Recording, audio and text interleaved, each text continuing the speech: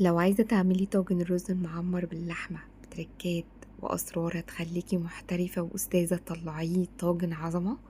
خليكي مميزة فيه بتركات وأسرار هتظبطلك الطعم، تخليه مفلفل مش معجن. بصوا الجمال ده. يلا نبتدي وأقولكوا أسراري اللي هتخليكي تطلعيه مظبوط على الشعرة. وأول حاجة هبدأ أجهزها معايا في التسوية هي اللحمة. باجي في حلة فيها حتة سمنة صغيرة تسخن قوي وهنزل فيها باللحمة. وطبعا النار تكون متوسطة مايلة للعالي علشان اللحمة بتاعتي ما تنزلش مية. تمام، هنديها صدمة من الناحيتين لحد ما تاخد معايا لون احمر من الناحيتين. بنزل هنا باللورة وحبهان وفلفل اسود، وبعد كده بنزل عليهم بالبصلة متقطعة مكعبات وهديها تشويحة بسيطة، وهرجع انزل بجزرة صغيرة نقطعها كده حلقات، وهندي تشويح للحمة لحد ما تاخد لون من الناحيتين. تمام، هفضل تشويح مستمر. وقبل ما انزل بالميه بنزل بطماطميه بقطعها مكعبات كبيره كده واديها تشويحتين بالظبط، علشان الطماطم بتنزل ميه فبنزلها اخر حاجه مع التشويحتين دول. وبعد كده بنزل بالميه المغليه. تمام، ميه تغطي اللحمه، وبعد كده بغطي اللحمه واوطي عليها واسيبها لحد ما تستوي. وخدي احلى شوربه لحمه انتي هتاكليها كده اصلا من جمالها. تمام، جربوا الشوربه بالمنكهات الجميله دي وما تحطيش اي اضافات تانية. وبعد ما بطفي النار وبسيبها تهدى خالص بنبتدي نقطعها. تمام، لو عايزه تحطيها زي ما هي سليمه في الطاجن بتاعك زي ما انت عايزه، بس انا بحب اقطعها مكعبات كده. تمام، انا ما حطيتش ملح في الشوربه بعد ما طفيت عليها. انا هضيف معاكم الملح هنا في الخطوات اللي جايه. قطعي اللحمه مكعبات وابتدي جيبي بصلتين هنقطعهم جوليان عشان نطعم الطاجن بتاعنا. مش هنحط اللحمه مسلوقه كده على طول، احنا هنعمل اضافه او تركه هتخلي اللحمه اطعم واحلى. هجيب برام واحط فيه معلقه سمنه وهنزل هنا بالبصلتين اللي قطعتهم جوليان، هديهم تشويحه بالظبط دقيقتين 3. اول ما يتبلوا هنزل باللحمه بعد ما قطعتها مكعبات كده، هبتدي ادي تشويح لمده دقيقتين 3. تمام، عايزه اللحمه تاخد من طعم البصل وهنزل عليهم بملح وفلفل اسود وسبع بهارات. هنا بقى هبتدي انا اتبل اللحمه هنا علشان الحياء ما يزيدش مني، فما تحطيش ملح في الشوربه خالص. احنا هنتبل في الخطوات اللي جايه في الطاجن بتاعي. وهنا بعد ما شوحنا 5 دقايق ابتدي تاخد جزء من اللحمه كده، انا هعمل بيه طاجن بطاطس. مش عايزه تاخدي وتعملي طاجن بطاطس يبقى هتكملي باللحمه كده. تمام، ونزلت هنا على اللحمه المتبقيه اللي انا هحطها في البرام بتاع الرز بكبشتين شوربه، وهخلي النار متوسطه لحد ما الشوربه دي تتشرب خالص. وهاجي هنا للرز ده كيلو رز بغسله كويس وانقعه لمدة ساعة، وبعد كده بصفيه خالص واجي في البرام بتاعي هنغلفه بالسمنة، هدهنه بالسمنة. تمام، ومن التركات اللي بتسرع برضو ان الطاجن ما ياخدش معايا وقت، بحط الطاجن ده في الفرن، اسخن الفرن قوي، وبحط الطاجن ده يسخن معايا جدا قبل ما احط الرز بتاعي والمكونات اللي انا هنزل بيها. هنا بعد ما صفيت الرز، واهم تركه ان انتي لازم تنقعي الرز هتاخدي نتيجه جميله جدا. هننزل بنص الكميه من تحت، وهننزل عليها باللحمه اللي بالبصل دي بعد ما اتشربت الشوربه خالص. تمام، انا فضلت سايباها على نار متوسطه لحد ما الشوربه نشفت خالص. تمام، انا لما بطفي عليها في السلق الاول بطفيها دوبك هي استوت. تمام، لكن احنا بقى خطوات ان هي تبقى دايبه دي بكملها في الطاجن. فانا بوزع اللحمه هنا في نص الطاجن بتاعي وهنزل بباقي كميه الرز. بصوا انا وزعتها ازاي. طبعا ما تنسوش انا واخده جزء من اللحمه على جنب عشان هعمل بيها طاجن بطاطس بالشوربه كده خفيف جنب طاجن الرز المعمر.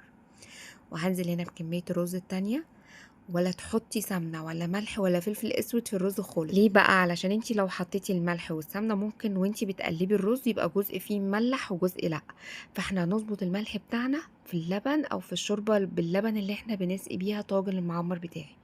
تمام، انا هنا جبت علبتين زبادي، دي بقى للوش بتاع طاجن الرز المعمر.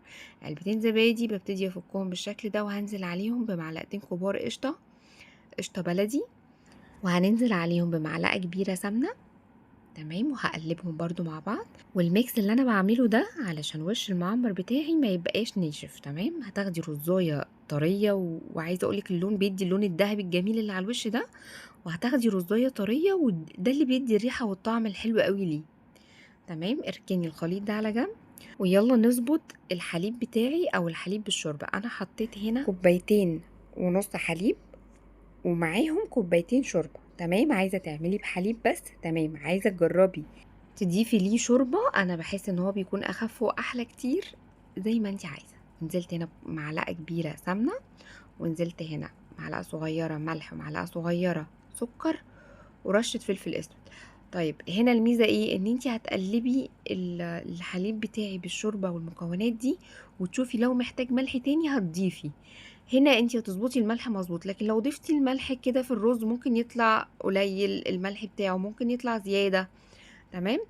وعلشان ننجز وقت في الفرن ما ياخدش معايا وقت كبير، اغلي اللبن بالشوربة على النار، ده كده مغليين. تمام. وهنزل بيهم على الرز، وهبتدي اوزع القشطة بالزبادي والسمنة على الوش. تمام. بصي بقى لما عملتيهم ميكس مع بعض، مش هفضل احط كل حاجة لوحدها، لا انا هعملهم ميكس مع بعض. يعني انتي لو حطيتي القشطة لوحدها هتبقى ماسكة، فاحنا هنفكهم مع بعض الاول وننزل بيهم على وش الطاجن. للتسوية بقى انزلي على الصاجة المباشرة للفرن، حطي الطاجن بتاعي فيه، طبعا سخني الفرن قبلها، وانزلي بالطاجن خليه على درجة حرارة 200 ل 220، خليه على درجة حرارة عالية، واقفلي الفرن. سيبيه لحد ما الطاجن ده كأنك بتسوي رز عادي. اول ما تحسي ان خلاص الوش ده قل خالص، او خلاص ما بقاش فيه غير طبقة بسيطة قوي من الشوربة بالحليب ديت، هنبتدي نرفعه على الشبكة. ننزل الشبكة لآخر رف، وهنحط عليه الطاجن بتاعي، ونهدي النار نخليها لحد 180. تمام. هياخد معاكي من ساعة لساعة وربع، وبعد كده هنفتح عليه الشواية لحد ما ياخد لون. نيجي بقى الباقي اللحمة اللي كانت معايا، هنزل بيها في برام. تمام. وهنزل عليها بمعلقة سمنة صغيرة، وهنفضل نشوح في اللحمة بتاعتي. انا ما ضفتش بصل وما ضفتش اي حاجة تاني. تمام. هفضل اشوح فيها على نار متوسطة 5 دقايق، وهنزل عليهم هنا ببطاطسيتين مقطعوهم بالشكل ده او اي شكل انتوا عايزينه. تمام. وهفضل اشوح في البطاطس 5 دقايق كمان، واختياري هنزل بقطعة هريسة. تمام. على البطاطس بتاعتي، وهفضل اشوح فيها 5 دقايق او 7 دقايق كمان، لحد ما تبقى الهريسة دي شبعت البطاطس بتاعتي وكله خد من طعم بعض. وهنزل عليهم بملح وفلفل اسود و7 بهارات وكبشتين او 3 شوربة. تمام. وهدي تقليبة. اول ما الطاجن ده ياخد غلوة، هغطيه واسيبه 5 دقايق بالظبط، وبعد كده هقلبه في طاجن وادخله الفرن. هياخد طعم الفرن بس، واديله وش على الشوايه. تمام. هنا البطاطس كانت استوت، يعني محتاجه بس ربع التسويه. دخلتها الفرن، حاولت اطلع اللحمه عشان تاخد لون. تمام. دخلتها الفرن، واللون الاحمر ده بتاع الهريسه انا ما حطيتش فيها طماطم خالص. دخلتها الفرن كملت سواها وخدت وش على الشوايه. وهنا طاجن الرز بتاعي بعد ما استوى وطلعته، طلع روعه. ريحه وطعم ولون، عايزه اقول لكم هتدمنوه، هتعملوه كل يوم. بصوا الرز من جوه مفلفل ازاي، مش معجن. السوا والطعم كله واخد من بعض، مظبوط على الشعره. والبطاطس بعد ما دخلتها، عايزين تعملوه لوحده وتاكلوه تمام، عايزين تعملوا البطاطس دي ويبقى حاجه خفيفه كده. بس هو كمان من جماله مش هيحتاج حاجه معايا، هتحسوا ان انتوا عايزين تستمتعوا بطعمه هو بس. يلا جربوه بألف هنا، مش هتبطلوا تعملوه من جماله انا متأكده.